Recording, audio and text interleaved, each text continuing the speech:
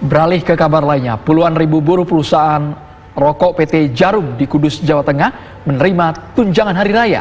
Jumlah THR yang diterima buruh PT Djarum tahun ini lebih besar dibandingkan dengan tahun lalu sesuai dengan upah minimum regional mereka.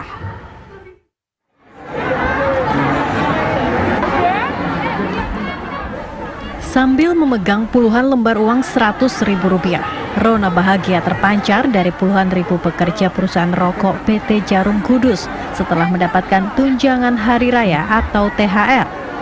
Para buruh harus cuci tangan, kemudian antre sambil diperiksa suhu tubuh dan memakai masker saat pengambilan THR. Besaran THR yang diterima buruh yakni Rp2.218.500 per orang, sesuai upah minimum regional Kabupaten Kudus. Jumlah ini lebih tinggi dibandingkan THR tahun lalu. Dapat THR? THR berapa Bu THR-nya? Rp2.218.500. Oh, terus ini gimana perasaannya dapat THR ini? Ya senang sekali. Terus rencana mau buat apa?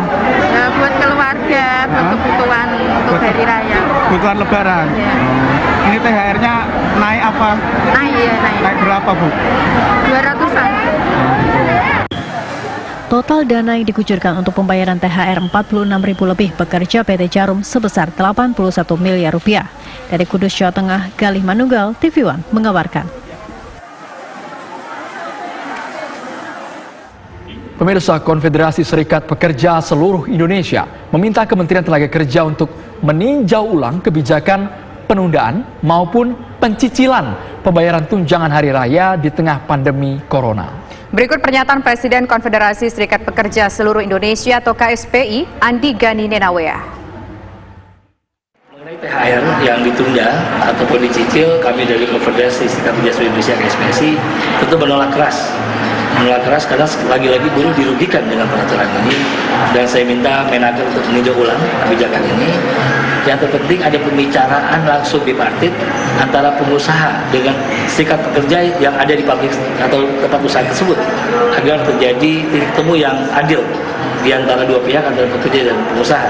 Tetapi tentu saya menolak keras kalau ada kebijakan yang nanti akan dimanfaatkan untuk adanya penundaan THR di banyak perusahaan nantinya. Mengenai kebijakan menyicil THR, tentu harus ada audit terlebih dahulu. Audit bahwa perusahaan itu mampu atau tidak, perusahaan itu mempunyai kemampuan untuk membayar langsung atau memang hanya bisa mencicil.